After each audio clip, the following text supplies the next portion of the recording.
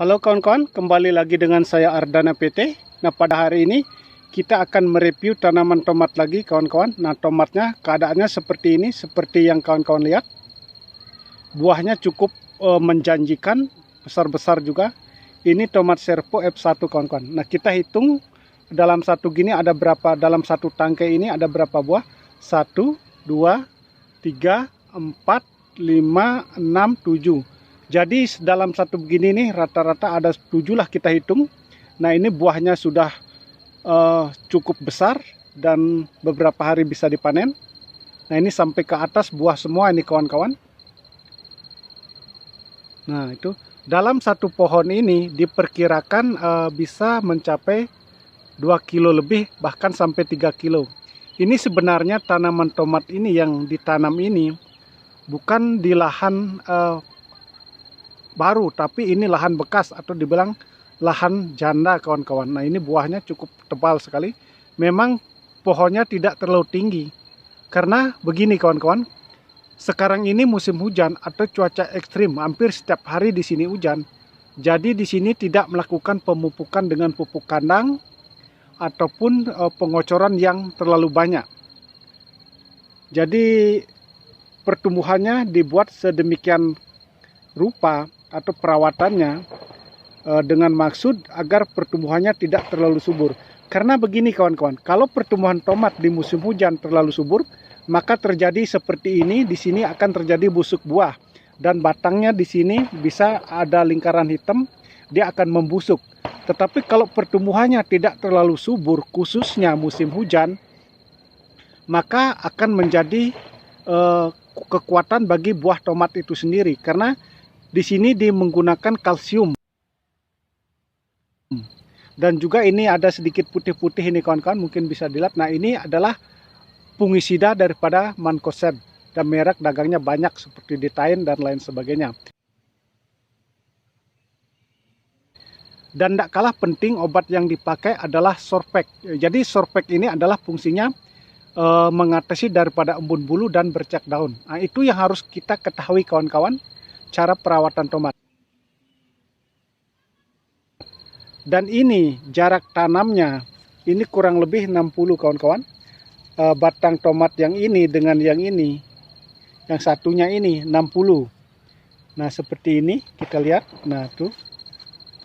Nah, karena di jengkalan aja lah 3 jengkal, karena setiap jengkal itu adalah 20 cm kawan-kawan. Jadi jaraknya 60 cm. Dan ini lubang-lubang ini kan banyak sekali, ada lubang ini di tengahnya juga. Dulu di sini lubang di sini di tengahnya ini kawan-kawan. Mungkin kelihatan nggak ini? Nah, ini di tengah ini adalah tanaman cabai dulu kawan-kawan. Ini cabai semua di tengahnya ini. Nah, kemudian di sininya lubang yang ini adalah tanaman kubis dulu kawan-kawan. Jadi yang sedangkan yang batang tomat ini yang pertamanya adalah tanaman timun. Nah, disinilah situasi petani yang dilakukan. Jadi menanam suatu tanaman itu tidak langsung satu jenis saja kawan-kawan. Jadi lahannya kita mencangkul satu kali atau pengolahan lahan satu kali, kemudian menanamnya berbagai jenis tanaman. Nah, ini dimaksudkan antisipasi mengatasi masalah harga. Kan kita tahu sebagai para petani, harga sekarang adalah relatif, yaitu kadang-kadang naik secara signifikan, kadang-kadang turun drastis kawan-kawan. Nah, seperti itu. Nah, caranya seperti ini. Jadi satu kali kita mengolah lahan, jadi bisa ditanami berkali-kali dengan berbagai jenis tanaman. Ya, seperti di sini yang pertama adalah tanaman timun yang di batang tomat sekarang ini. Kemudian yang kedua adalah cabai. Kemudian ketiga adalah kubis atau engkol. Nah, yang keempat adalah tomat lagi seperti ini. Dan sempat kemarin juga ditanamin sawi putih juga kawan-kawan. Tapi sawi putihnya sudah panen. Nah, ini ada buahnya besar-besar ini kawan-kawan. Jadi para petani diharapkan, kita semua sebenarnya, bukan hanya para petani, sebenarnya kalau antisipasi ketahanan pangan khususnya, bagi kita secara pribadi bisa kita menanam tomat itu secara di pot ataupun di teras-teras rumah itu sangat bagus. Jadi kapan kita perlu untuk memasak atau bikin sambal, jadi kita bisa memetik kapan saja. Kalau kita tidak punya, jadi kita harus beli ke pasar atau mencari tanaman-tanaman yang dijual untuk kita konsumsi itu kan agak ribet. Jadi sebenarnya nanam tomat ini, apalagi dia di pot di teras rumah, tidak kena air, hujan khususnya, dia akan pertumbuhannya bagus. Yang penting kalau di pot itu dia menggunakan kompos yang baik kawan-kawan. Itu kuncinya. Simple sebenarnya penanaman kalau kita mau. Nah yang masalahnya sekarang adalah apakah kita mau melakukannya. Itu yang perlu kita ketahui. Kalau berbicara masalah hasil, masalah harga, semua akan orang tertarik pada umumnya. Tetapi untuk memulai suatu usaha atau menanamnya, itu sangat susah sebenarnya. Nanti dengan alasan, nanti takut gagal, atau nanti harga ambruk, itu sebenarnya itu alasan yang kurang efektif kalau bagi saya sebagai petani. Jadi kita harus berani mencoba dan berani gagal untuk langkah awalnya. Karena begini, kegagalan adalah awal daripada keberhasilan. Itu kuncinya. Guru yang terbaik adalah di lapangan itu sendiri. Kita belajar di lapangan kawan-kawan.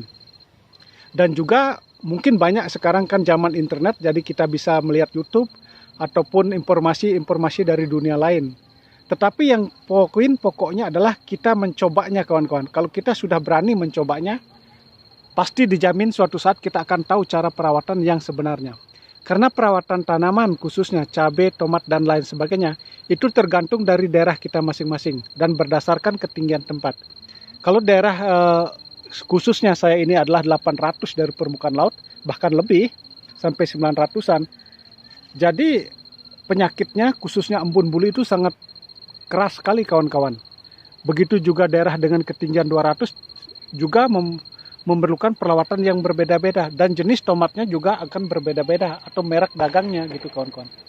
Tidak selalu sama. Kalau di sini Serpo, mungkin di tempat ketinggian dengan 200 atau 300 dari permukaan laut, tanaman tomatnya cocok jenis lain gitu kawan-kawan. Itu tergantung dari daerah masing-masing.